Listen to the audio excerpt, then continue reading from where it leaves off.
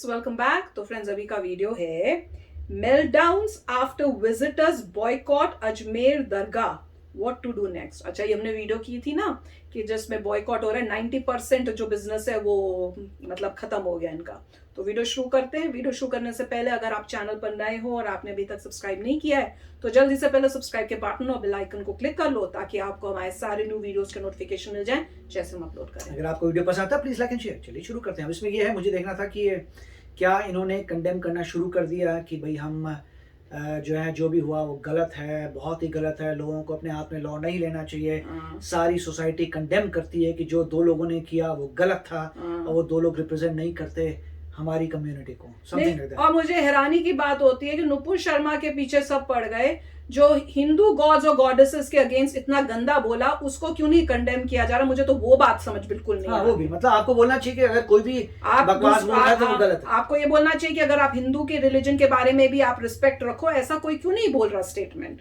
तो वो भी एक सोचने वाली बात है। तो चलो वीडियो शुरू करते हैं। मोइनुद्दीन चिश्ती की अजमेर दरगाह मेनली हिंदुओं के डोनेशन से चलती है। मोइनुद्दीन चिश्ती के हिंदुओं से नफरत करने के और महाराजा पृथ्वीराज चौहान की हार में बड़ा हाथ होने के बावजूद हिंदू उस दरगाह के सामने लंबी लाइनें लगाकर खड़े रहते हैं। लेकिन लगता है कि फाइनली कुछ बदला है। पिछले फ्राइडे हिंदुओं की आंखें खुली। क्या हिंदू फाइनली अपने ऊपर हुई नाइंसाफी के खिलाफ आवाज उठाने को तैयार हैं? और अगर वो तैयार हैं तो मेरे पास उनके लिए कुछ सुझाव है। हेलो शाम शर्मा शो के इस एपिसोड में आपका बहुत बहुत स्वागत है। मैं हूं सेकुलरिज्म का सीईओ शाम शर्मा।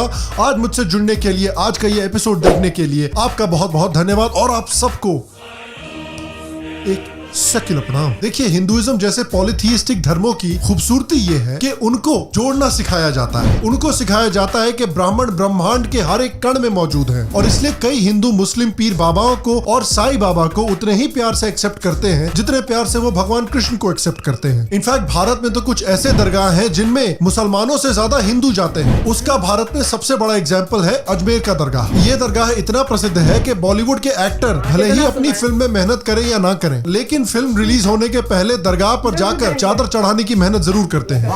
अरे हमारे बॉलीवुड एक्टर को तो छोड़िए साहब, हमारे मोदी जी कितनी बार वहां पर चादर चढ़वा चुके हैं। लेकिन अनफॉर्चुनेटली देखिए, अजमेर दरगाह जो है वो हिंदूज और मुस्लिम्स के बीच में जो फंडामेंटल प्रॉब्लम है उसका सबसे अनफॉर्चुनेट एग्जाम्पल है। देखिए, आप तो जानते हैं कि मार्क्सिस्टों का एक समय पर किस तरह से मीडिया पर, हिस्ट्री पर और बॉलीवुड पर दबदबा था और इसीलिए बॉलीवुड हमें हमेशा से दिखाता आया है कि दरगाह जो होती है वो भारत की सबसे पीसफुल जगह होती है। दरगाह में सारे धर्म के लोगों को प्यार दिखाया जाता है। हमारे बॉलीवुड की हीरोज की आत्मा को सबसे ज्यादा शांति दरगाह में ही मिलती है, जबकि वही हीरो हनुमान जी का नाम सिर्फ दारू पीने में लेता है।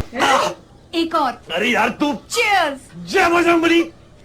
पहले तू माफ करना, मैं गुस्से में इधर उधर निकल जाता हूँ। आप शायद जानते हो कि अजमेर दरगाह मोइनुद्दीन चिश्ती की शान में बनाया गया है। हजारों हिंदू रोज अजमेर दरगाह पर जाकर पीर बाबा के नाम पर चादर चढ़ाते हैं। लेकिन देखिए, मार्क्सिस्टों ने जो मोइनुद्दीन चिश्ती के बारे में इंडियंस को स्टोरी सुनाई है, वो स्टोरी भी तीस्ता सेतलवाड़ की फंड रेजिंग की तरह एक स्कैम है। सच्चाई ये है कि मोइनुद्दीन चिश्ती हिंदुओं से बहुत नफरत करते थे। मोइनुद्दीन चिश्ती के फॉलोअर्स तो हिंदुओं के सामने गायों को मारा करते थे। मोइनुद्दीन चिश्ती और उनके फॉलोअर्स ने कई मंदिरों को जबरदस्ती मस्जिदों में तब्दील किया। यहाँ तक कि मोइनुद्दीन चिश्ती ने महमूद घोरी को पृथ्वीराज चौहान पर हमला करने के लिए बुलाया था। इसके बावजूद हजारों हिंदू वहां जाकर चादर चढ़ाते हैं। अब आप बताइए कि हिंदुस्तान में सबसे बेवकूफ जानवर कौन है, गधा या हिंदू? देखिए, कम से कम गधा अपने ही पैर पे कुल्हाड़ी तो नहीं मारता ना। और देखिए, मोइनुद्दीन चिश्ती के मरने के 500 साल बाद भी हालात अभी तक बहुत बदले नहीं है। 1990s में अजमेर दरगाह के 2 चिश्तियों के ऊपर आरोप लगाया गया था कि वो स्कूल की एज की लड़कियों को ब्लैकमेल करके उनके साथ गलत सलत काम कर रहे हैं। लेकिन क्योंकि उस समय पर मार्क्सिस्ट हिस्टोरियंस का और मीडिया का इंडिया के ऊपर दबदबा था, इतने बड़े स्कैंडल के बारे में 90% हिंदुस्तानियों को पता भी नहीं है। अगर ये खुदा ना खास्ता एक हिंदू मंदिर होता तो दुग्गल साहब द वायर इस पे अभी तक 20 वीडियो बना चुके होते। यहाँ तक कि यूनाइटेड नेशंस के जनरल सेक्रेटरी ने भी इसके बारे में एक स्टेटमेंट दे दिया होता अभी तक। मुझे तो समझ में नहीं आता है कि हिंदुस्तानी आज भी टाइड और निरमा का इस्तेमाल क्यों करते हैं, जब व्हाइट वॉशिंग के लिए हमारे पास सेक्युलर हिस्टोरियन मौजूद हैं। मैं तो कहता हूँ कि अगली बार आपको अपने कपड़े धोने हो तो वॉशिंग मशीन में जरा एक एनसीईआरटी की टेक्स्ट बुक डाल दीजिए। देखिए कपड़े कैसे चमक के बाहर निकलते हैं। चौंक गए मम्मी। और इसी अजमेर शरीफ का जलवा अभी भी कायम है। पिछले हफ्ते हमने देखा था कि सलमान चिश्ती नाम के एक अजमेर शरीफ के खादिम यानी केयर टेकर किस तरह से नुपुर शर्मा को धमकी दे रहे थे। मेरे बच्चों की कसम में और आज भी कुछ भी नहीं है, सीधा ठोक के कहता हूँ जो नुपुर शर्मा की गर्दन लाएगा Ajmer. who will ever lie? अच्छा। मैं अपना उसे ये घर दे दूंगा, पूरा रास्ते पे निकल जाऊंगा। यार देखिए, अगर किसी को धमकी देनी हो तो उसका सबसे पहला कानून ये होता है कि रोते रोते धमकी नहीं देनी चाहिए। कम से कम 2-3 बार प्रैक्टिस करने के बाद ये धमकी वाला वीडियो रिकॉर्ड करना चाहिए था यार। आप अपनी किसी भी फिल्म का फेवरेट सीन इमेजिन करो, उसमें अगर धमकी देने वाला रो रहा हो तो वो सीन कैसा लगेगा। मेरे को कसम है मेरे रब्बुल जलाल की, जिसने पैदा किया है मेरी उस माँ की, मैं अपना उसे ये घर दे दूंगा, पूरा रास्ते पे निकल जाऊंगा। और खादिम साहब की हिम्मत आप देखिए कि अरेस्ट होने के बाद भी इंस्टाग्राम की मॉडल की तरफ पोस्ट कर रहे हैं फोटो में। तो खबर ये आई है कि इस दरगाह के एक और खादिम गौहर चिश्ती कन्हैया लाल के कातिल से मिलकर आए थे। गौहर चिश्ती 17 जून को उदयपुर गया था। उसने दरगाह के बाहर नारेबाजी की थी, सर तन से जुदा के नारे लगवाए थे, फरार चल रहा था। और इसके बाद वो उदयपुर गया किससे मिलने? वो रियाज से मिलने, यानी कि जो हत्यारा जिसने गर्दन काटी कन्हैया लाल की, उससे मिलने के लिए गौहर चिश्ती अजमेर में दरगाह के बाहर ये नारेबाजी करके उससे मिलने के लिए उदयपुर गया। और हत्या के बाद वीडियो बनाने के लिए गौहर चिश्ती ने ही रियाज और गौस को कहा। यही नहीं, अभी और सुनिए। उसी खादिम के चिच्चा जान सरवर चिश्ती भी हिंदुओं को धमका चुके हैं। That if there is mischief in the glory of the Prophet, it will not be tolerated and we'll create such a movement that India will be shaken. अरे चिच्चा, आप क्या इंडिया को हिलाएंगे? इस उम्र में आप खुद का तो हिला पाओगे नहीं। चिच्चा जान ने पिछले साल भी हिंदुओं को धमकी दी थी।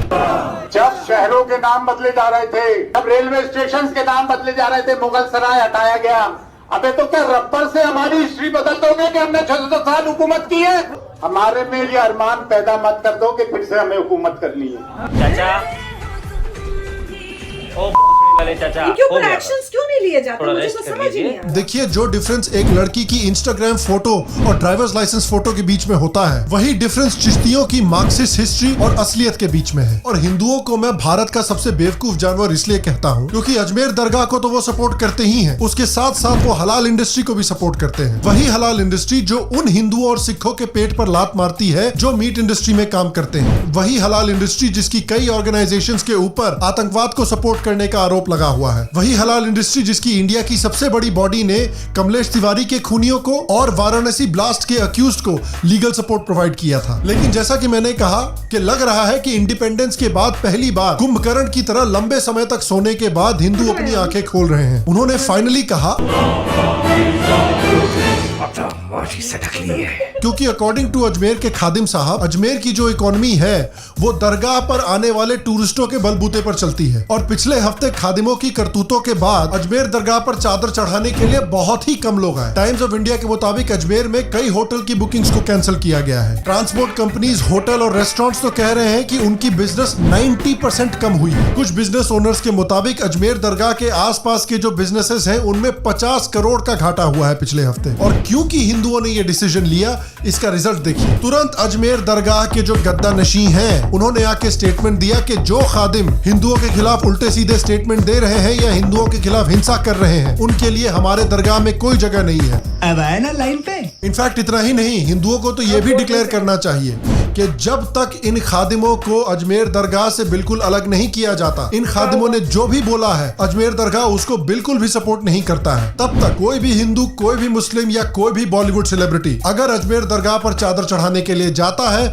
तो हिंदुओं को यह मानना चाहिए कि वो इन खादिमों को सपोर्ट करते हैं और कन्हैया लाल के खूनियों को भी सपोर्ट करते हैं। अब इससे पहले कि ये वीडियो देख के लोग एक्साइटेड होकर बोलने लगे कि अरे ये यूट्यूबर क्या मुस्लिम्स को बॉयकॉट करने की बात कर रहा है, सबसे पहले तो देखिए, बॉयकॉट बोलना बहुत पॉलिटिकली इनकरेक्ट है। आपको पीपल कॉट बोलना चाहिए। दूसरी बात, ये सभी मुस्लिम्स का बॉयकॉट नहीं है, ये सिर्फ उन लोगों का बॉयकॉट है जो आपको काफिर मानते हैं, जो आपको अपने से नीचा मानते हैं, जो मानते हैं कि आपके भगवान झूठे हैं, दानव हैं, जो मानते हैं कि ब्लास्फेमी के नाम पर आपका खून होना चाहिए। फर्ज करिए कि एक हिंदू अपर कास्ट दुकानदार है। ये हिंदू अपर कास्ट मानता है कि दूसरे कास्ट के लोग उससे नीचे हैं। ये मानता है कि लोअर कास्ट के लोगों को सिर्फ एक तरह की नौकरी करनी चाहिए। ये मानता है कि लोअर कास्ट के लोगों को वेद और पुराण पढ़ना अलाउड नहीं होना चाहिए। तो ऐसे दुकानदार को हमें बॉयकॉट करना चाहिए कि नहीं करना चाहिए? अगर ऐसे दुकानदार के दुकान में कोई जाता है तो हम ये तो मान सकते हैं ना कि वो आदमी उस दुकानदार के व्यूज को सपोर्ट कर रहा है। तो यही प्रिंसिपल उन मुसलमानों के ऊपर भी लगना करना चाहिए जो हिंदू को काफिर बोलते हैं, अपने से नीचा मानते हैं, उनके खिलाफ डिस्क्रिमिनेट करते हैं या ब्लास्फेमी के लिए उनको मारना चाहते हैं। और इस तरह के एक्शन लेना जरूरी है क्योंकि जो ये खादिम कर रहे हैं ये कोई आइसोलेटेड इंसिडेंट नहीं है। अभी झारखंड से खबर आ रही है कि जिस एरिया में मुस्लिम्स की तादाद मेजॉरिटी में पहुंच गई है वहां पर उन्होंने हिंदुओं के खिलाफ डिस्क्रिमिनेट करना शुरू कर दिया है। जहां जहां भी मुस्लिम मेजॉरिटी में है अनफॉर्चुनेटली वहां पर हिंदुओं के खिलाफ डिस्क्रिमिनेशन होती है, उनके साथ दंगे होते हैं, उनकी किडनैपिंग होती है और उनका पलायन होता है। ये कोई कंस्पिरेसी थ्योरी या कोई इस्लामोफोबिया नहीं है सर। अगर कोई बकरी ईद के समय पर मौलाना साहब से दूर भागती है तो उस बकरी को इस्लामोफोबिक नहीं बोल सकते। हमारे सेक्युलर जीवियों ने देखिए अपना स्टैंड क्लियर करके रखा हुआ है। अगर हिंदू कुछ गलत करेगा तो उस पर कड़े से कड़ा एक्शन लेंगे, लेकिन शांति दूत कुछ भी करे सह लेंगे थोड़ा सा। इसलिए जो हिंदू कम्युनिटी धीरे धीरे जाग रही है उनको मेरा सुझाव है कि जिस तरह से आप कास्ट बेस्ड डिस्क्रिमिनेशन को सपोर्ट नहीं करेंगे उसी तरह से रिलीजन बेस्ड डिस्क्रिमिनेशन को भी सपोर्ट नहीं करना चाहिए। जो बिजनेसेस, जो ऑर्गेनाइजेशन, जो मौलवी, जो कम्युनिटीज आपके खिलाफ डिस्क्रिमिनेट करती हैं उनको सपोर्ट करना बंद कीजिए। उसके साथ साथ हिंदुओं को एकजुट होकर गवर्नमेंट से यह भी डिमांड करना चाहिए कि एक ऐसा कानून लाया जाए जो सर तन से जुदा बोलने वाले लोगों को आतंकवादी की तरह ट्रीट करे और यूएपीए जैसे कानून उनके ऊपर लगाए। ये नहीं कि आपने सर तन से जुदा बोल दिया, आप 2 दिन के लिए जेल गए और 2 दिन के बाद बाहर आ गए। नहीं, सर तन से जुदा बोलेंगे तो लंबे समय के लिए अंदर जाएंगे। भारत के सारे मदरसों, मस्जिदों, मौलवियों की फंडिंग को मॉनिटर करना चाहिए। कोई भी मदरसा अगर ये पढ़ाता है कि हिंदू काफिर हैं, मुसलमानों से नीचे हैं, हिंदुओं से नफरत करनी चाहिए या फिर हिंदुओं को ब्लास्फेमी के नाम पर मारना चाहिए, उस मदरसे को बंद करवाइए और उस मौलवी को जेल में डालिए। आज समय आ गया है कि हिंदुओं को, मुस्लिम्स को, क्रिश्चियंस को, सिखों को, सबको एक दूसरे से म्यूचुअल रिस्पेक्ट डिमांड करना चाहिए। जो आपको म्यूचुअल रिस्पेक्ट देने को तैयार नहीं है, कसम खाइए कि वैसे लोगों को सपोर्ट नहीं करेंगे। और मैं आपसे पूछना चाहता हूं कि भारत में अगर हमें सही मायने में म्यूचुअल रिस्पेक्ट चाहिए, सही मायने में रिलीजियस टॉलरेंस चाहिए, तो हिंदुओं ने जो अजमेर दरगाह में स्टेप लिया है क्या वो स्टेप सही है? अगर वो सही है तो और किस तरह के स्टेप्स लेने चाहिए हमें भारत में? नीचे कमेंट सेक्शन में मुझे जरूर बताएं। श्याम शर्मा शो का जो सिविलाइजेशनल आर्ट का कंपटीशन है उसके विनर्स इस वीक डिक्लेयर होने वाले हैं, तो अगर आप उनके विनर्स देखना चाहते हैं तो इस चैनल को सब्सक्राइब करें, बेल आइकॉन को दबाना बिल्कुल भी ना भूलें। अगर आप और स्टेप्स देखना चाहते हैं कि किस तरह से भारत में एक्सट्रीमिज्म को टैकल किया जा सकता है तो यहां पर या यहां पर क्लिक करके और भी वीडियोस हमारे देखें। बाकी मैं आपसे अगले एपिसोड में मिलूंगा और तब तक स्वस्थ रहें, सुखी रहें, फिर मिलेंगे और आप सबको एक शकील प्रणाम। तो फ्रेंड्स, इसमें बीच में थोड़ा लाइट करने के लिए थोड़ी कॉमेडी थी, पर जो मतलब बात हो रही है दैट इज वेरी सीरियस। उसको सीरियसनेस ऑफ मैटर जो है वो भूलना नहीं चाहिए। पर ये जो एक्शन लिया मेरे हिसाब से तो बहुत अच्छा लिया है कि अगर वहां से इस टाइप की बातें आई हैं और इतने हिंदू जो है वहां जाते थे रिस्पेक्ट पे करने, तो ऑब्वियसली वहां जाना बंद होना चाहिए कि आप इस टाइप की स्टेटमेंट्स कैसे दे रहे हो। और गवर्नमेंट को बहुत स्ट्रिक्ट एक्शंस करने चाहिए मेरे हिसाब से कि कोई सर तन से जुदा बोले या इस टाइप का कुछ भी बोले, किसी रिलीजन के अगेंस्ट बोले, उसी टाइम उसको पनिशमेंट दी जाए। और सर तन से जुदा जो बोले उसको तो एज ए टेररिस्ट डिक्लेयर करके उसको टेररिस्ट की तरह ही पनिशमेंट देनी चाहिए। ये कह रहे हैं कि भैया 1 दिन की जेल, मैं तो सुन के ही हैरान हो गई कि ये पनिशमेंट होती है कि 1 दिन की जेल दे दो। किसी ने इतना वो गलत बोला, किसी की जान लेने की बात कर रहा है, उसको आप कैसे कर सकते हो खाली 1 दिन की जेल? 1-2 दिन की देखिए पॉइंट नहीं, that is not good enough. उसकी एक बहुत स्ट्रिक्ट पनिशमेंट होनी चाहिए। राइट। मतलब आपको एक ऐसा जबरदस्त लॉ होना चाहिए, किसी भी रिलीजन की डिसरिस्पेक्ट नहीं एक्सेप्टेबल होगी। बिल्कुल। और दूसरा, इस तरीके के मर्डर के बारे में आप खुलेआम नहीं बोल सकते। अगर आप किसी का बोल रहे हैं सर तन से जुदा, तो आपने मर्डर के लिए सपोर्ट किया। बिल्कुल। और अगर आप मर्डर के लिए सपोर्ट कर रहे हैं, आपको अरेस्ट करके आप पे कार्रवाई होनी चाहिए, क्योंकि आप जो है लोगों में एक बुरी बात को पॉपुलराइज कर रहे हैं, आप बुरी सोसाइटी में बुरा काम कर रहे हैं, वो बोलकर ही। बिल्कुल। तो वो तो एक्शन लेना चाहिए, बात सही है। और दूसरा ये भी है, ये काफी जैसे कह रहे हैं कि जहाँ जहाँ दूसरे रिलीजन की मेजॉरिटी हो रही है तो वहाँ पे हिंदूज पे हो रहा है। तो ये पॉइंट इसलिए आ रहा है क्योंकि एजुकेशन का लेवल आपको बढ़ाना पड़ेगा हर इंसान में। और इसीलिए दूसरा पॉइंट आया था मदरसों का, क्योंकि मदरसे जो हैं आपको सही एजुकेशन नहीं दे रहे, इसलिए प्रॉब्लम आ रही है। तो आपको रूट तक जाइए, सबको इन्फोर्स करिए, जैसे हमने कहा था प्रॉपर सर्टिफाइड स्कूल्स में बच्चा जाएगा और मॉनिटर करिए कहाँ पे उस बच्चे को कहाँ गलत बातें सिखाई जा रही हैं। बिल्कुल। अगर ये नहीं होता तो बहुत प्रॉब्लम हो जाएगी फ्यूचर में और आज 5-10 की- साल के अंदर मैं तो सोच के Correct. घबरा रही हूँ देख के ये क्या हो बहुत। रहा है। आज की जनरेशन को ही देखना है कि एजुकेशन नंबर 1 होनी चाहिए और सबको सेम एजुकेशन मिलनी बिल्कुल, चाहिए। Very important. ये गवर्नमेंट को देखना पड़ेगा और जहां पे इस तरह की रिलीजियस एजुकेशन आ रही है उसे बंद किया जाए, क्योंकि एजुकेशन रिलीजियस का नाम नहीं है। वो घर में आपको जो रिलीजन के बारे में सीखना है सीखिए, बिल्कुल। मगर सिंपल एजुकेशन होनी चाहिए जैसे स्कूल्स में होती है, नो रिलीजियस। बिल्कुल, तो देखते हैं, 100%। तो आई होप कि ये इम्प्लीमेंट हो जाए, उससे पूरे देश का भला होगा। बिल्कुल, आप भी शेयर करना अपने थॉट्स। तो चलते हैं, मिलेंगे नेक्स्ट वीडियो में बहुत ही जल्द। Till then take care and bye bye. तो अगर आप मेरे इस चैनल पे नए हो तो जल्दी से सब्सक्राइब के बटन को हिट करो और बेल आइकन को क्लिक करो, ताकि आपको मेरा जब नया वीडियो मैं लगाऊं आपको उसके बारे में जल्दी से पता चल जाए।